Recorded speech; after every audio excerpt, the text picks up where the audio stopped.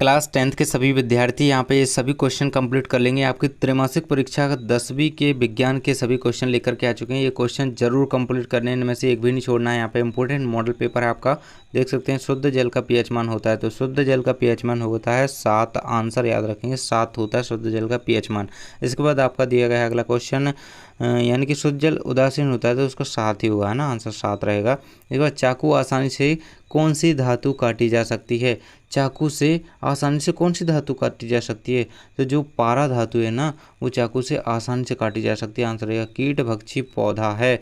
कीटभक्षी पौधा कौन सा होता है आपका? यूट्रिकुलेरिया। यह आंसर रहेगा आपका डी नंबर का ऑप्शन का, यूट्रिकुलेरिया कीटभक्षी पौधा। इसके बाद है पादप में जाइलम उत्तरदायी है, तो जल के वहन के लिए आपको इससे याद रखें जाइलम, जल जाइलम, है ना। इस प्रकार याद रखेंगे। अगला है आपका दो तंत्रिका कोशिकाओं के बीच खाली स्थान को कहते हैं अंतर्गथन कहते हैं, यानी कि स्नैप्स। स्नैप्स को हिंदी में अंतर्गथन कहेंगे। तो दो तंत्रिका कोशिकाओं के मध्य खाली स्थान होता है उसे सिनेप्स कहा जाता है। इसके बाद आपका क्वेश्चन है लेंस की क्षमता का ऐसा ही मात्रक है, तो वो डायोप्टर होता है। डायोप्टर, है ना, डायोप्टर याद रखेंगे। इसे कैपिटल डी से प्रदर्शित करते हैं ना, इस प्रकार से। तो ये आपका डायोप्टर का रहेगा। यहाँ पे ऐसा ही लेंस की जो ऐसा ही मात्रक होता है लेंस की क्षमता का। आपके आगे रिक्त स्थान दिए गए, सभी के आंसर बता देता हूँ। देखिए, तो ब्रंजक चूर्ण का रासायनिक सूत्र लिखिए। तो ब्रंजक चूर्ण का रासायनिक सूत्र क्या होता है? CaOCl2। इस प्रकार से आपका इसका आंसर होता है CaOCl2। ये आप आंसर याद रखेंगे, है ना। CaOCl2 ब्रंजक चूर्ण का रासायनिक सूत्र होता है। अधिकांश धातुएं विद्युत की क्या होती हैं? अधिकांश धातुएं विद्युत की जो होती हैं, अधिकांश धातुएं विद्युत की सुचालक होती हैं, है ना। तो आप आंसर याद रखेंगे सुचालक। ये वाला आंसर आपको याद रखना है। इसके बाद देख सकते हैं पलकों का झपकना क्रिया है। तो पलकों का झपकना कौन सी क्रिया है? पलकों का झपकना एक अनैच्छिक क्रिया है ना। हमारी इच्छा नहीं होती पलकें झपकाने की, लेकिन फिर भी झपकती रहती हैं अपने आप। आपकी अभी ये झपक गई, है ना। तो अनैच्छिक क्रिया है पलकों का झपकना। थर्ड का आंसर रहेगा ये वाला। इसके बाद है आपका चौथे नंबर का क्वेश्चन है खालिस्तान दर्पण की फोकस दूरी अनंत होती है। तो जो समतल दर्पण होता है आपका, समतल दर्पण, समतल दर्पण तो उसमें लिखा है, समतल दर्पण की जो होती है फोकस दूरी अनंत होती है। आंसर याद रखिएगा।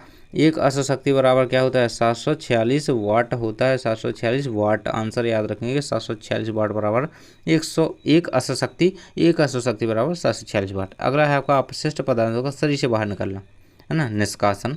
शरीर से बाहर अपशिष्ट पदार्थों का निष्कासन क्या कहलाता है? उत्सर्जन। एक क्रिया उत्सर्जन कहलाती है। जब हम शरीर को जब किसी जीव द्वारा अपशिष्ट पदार्थों का शरीर से उत्सर्जन किया जाता है, यानी कि बाहर निकाला जाता है, उसे उत्सर्जन कहते हैं। आंसर रहेगा। इसके बाद सही जोड़ियाँ आती हैं आपकी। देखिए, पहले की जोड़ी आपकी किससे मिले? चींटी का डंक, उसमें मेथिनोइक अम्ल पाया जाता है। प्लास्टर ऑफ पेरिस, तो प्लास्टर ऑफ पेरिस का सूत्र क्या होगा? CaSO4 इंटू 2H2O, है ना। ये रहेगा आपका प्लास्टर ऑफ पेरिस का सूत्र, है ना, याद रखेंगे। द्रव अवस्था में कौन सी धातु पाई जाती है? तो वो पाई जाती है पारा। आपकी पारा नीचे रहेगा पारा, तो ये रहेगा आपका पारा से इसकी मिल जाएगी। रेगिस्तान की मरीचिका, मरीचिका, रेगिस्तान की मरीचिका, ये रहेगा आपका इसका पूर्ण आंतरिक। इसके सामने ये आंसर दिया गया है। तारों का टिमटिमाना, ये वायुमंडलीय अपवर्तन होता है। गलफड़ों का द्वारा श्वसन मछली में होता है। ये सभी आपके आंसर होंगे सही जोड़ी के। इन्हें याद कर लेंगे इसी प्रकार से। आगे आपके 70 दिए गए हैं, 70 मिला लेते हैं। अम्ल नीले लिटमस को लाल कर देते हैं, बिल्कुल सत्य कर देते हैं, बिल्कुल सत्य रहेगा। मरकरी के अतिरिक्त अन्य सभी धातुएं ठोस होते हैं, तो बिल्कुल सत्य रहेगा। मनुष्य में रक्त दाब 180 से जो होता है 100 mmHg होता है। 180 बटे, इस प्रकार से आपको इसका असत्य कर देना, क्योंकि 180 बटे 120 होता है ना। 120 80 होता है, 180 100 नहीं होता है। यह गलत है आपका। भूख का केंद्र पश्च मस्तिष्क होता है, तो ये आपका असत्य हो जाएगा, गलत हो जाएगा। वाहनों के पश्च दृश्य उत्तर दर्पण के बने होते हैं, बिल्कुल सत्य है। तारों का टिमटिमाना परावर्तन की क्रिया है, गलत है, क्योंकि तारों का टिमटिमाना यहाँ पर देख सकते हैं आप ऊपर परावर्तन अपवर्तन की क्रिया के कारण होता है तारों का टिमटिमाना, है ना, देख सकते हैं ना। तो ये आपका यहाँ पर दिया गया है। इसके बाद देख सकते हैं एक शब्द या वाक्य में उत्तर नीचे दिए गए हैं। तो पहला क्वेश्चन इसमें दिया गया है आपका, प्रकाश का किसी सतह से टकराकर उसी माध्यम में वापस लौटना क्या कहलाता है? तो ये प्रकाश का परावर्तन कहलाता है ना। अगर कोई वस्तु किसी माध्यम में गई, प्रकाश गया, है ना, एक शीशे पे पड़ा, कांच पे पड़ा, तो उससे टकरा करके ऊपर उसकी किरणें उठती हैं, वापस वो परावर्तित होता है एक प्रकार से, याद रखिएगा। पानी में किरणें पड़ती हैं, परावर्तित होती हैं, है ना। सरल सूक्ष्मदर्शी में कौन सा लेंस उपयोग में लाया जाता है?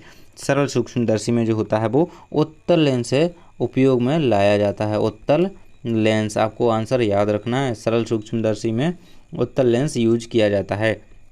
अगला क्वेश्चन है, वस्तुओं को हम खालिस्तान की उपस्थिति में देख सकते हैं तो प्रकाश की उपस्थिति में हम वस्तुओं को देख सकते हैं, अंधकार में तो नहीं देख सकते। तो प्रकाश जब होता है तो देख सकते हैं, उजेला, है ना। प्रकाश आंसर लिखेंगे। यूरिया का निर्माण कहाँ शरीर में होता है? यूरिया का निर्माण शरीर में हमारा जो यकृत होता है ना, यकृत लीवर हो गया, उसमें आपका जो यूरिया बनता है, तो यकृत आपका आंसर रहेगा, है ना। इसके बाद आपका है सर्वाधिक कठोर एवं रणनीतिक धातु कौन सी है? तो वो टाइटेनियम होती है ना, टाइटेनियम धातु सबसे कठोर धातु होती है, तो ये आपको याद रखना है। एटीपी का पूरा नाम लिखिए, तो एटीपी का पूरा नाम होता है एडिनोसिन ट्राइफॉस्फेट, है ना। एडिनोसिन ट्राइफॉस्फेट, एडिनोसिन हो गया, ट्राई हो गया, और फास्फेट आप लिख लेंगे, है ना। ये रहेगा आपको फास्फेट कैपिटल। तो इस प्रकार से आप इसे याद कर सकते हैं, एटीपी के पूरे नाम को जरूर ही पूछा जाता है। अगला क्वेश्चन है आपका, वायु में जलाने से पहले मैग्नीशियम रेवन को साफ क्यों किया जाता है? तो इसका आंसर रहेगा कि वायु में जलाने से पहले मैग्नीशियम रेवन को इस प्रकार साफ किया। मैं आंसर बोल रहा हूँ, आप याद कर लेंगे, लिख लेंगे। तो वायु में जलाने से पहले मैग्नीशियम रिबन को इसलिए साफ किया जाता है क्योंकि उसके ऊपर जो धूल कण लगे होते हैं ना, वो साफ हो जाएं, अच्छी तरीके से उसके रिबन की सफाई हो जाए। धूल कण लगे होते हैं जिनसे वो आवेश में उत्पन्न नहीं हो पाता है, इसलिए उसे साफ किया जाता है। अगला है, श्वसन को ऊष्माक्षेपी अभिक्रिया क्यों कहते हैं? इन सभी क्वेश्चन के आंसर आपको जरूर से कंप्लीट कर लेना है। उदासीनीकरण अभिक्रिया किसे कहते हैं? इसके कोई 2 उदाहरण लिखिए। जिप्सम क्या है? और सारे क्वेश्चन आपको दिए गए हैं, देख सकते हैं। पौधों में प्रकाश संश्लेषण की क्रिया कहाँ संपन्न होती है? तो प्रकाश संश्लेषण की क्रिया पत्तियों में होती है। इसका समीकरण लिखना है आपको, है ना। यहाँ पे देखें, अगला क्वेश्चन है, मत्स्य के पाचन में लार की भूमिका। लार भोजन को चिकना बना देती है, तो भोजन आसानी से सटक करके अंदर चला जाता है ग्रसिका द्वारा। अगला क्वेश्चन है आपका, रुधिर या रक्त के 2 कार्य लिखिए। तो रक्त एक तरल संयोजी ऊतक है। धमनी और स्राव में अंतर लिखिए। मोस्ट इंपोर्टेंट क्वेश्चन बता रहा हूँ, माइटोकॉन्ड्रिया को कोशिका का बिजली घर क्यों कहा जाता है? क्योंकि माइटोकॉन्ड्रिया में ही कोशिका में जितनी भी बिजली बनती है सारी की सारी माइटोकॉन्ड्रिया में बनती है, यानी कि जो ऊर्जा का निर्माण करता है, इसलिए उसे बिजली घर कहा जाता है।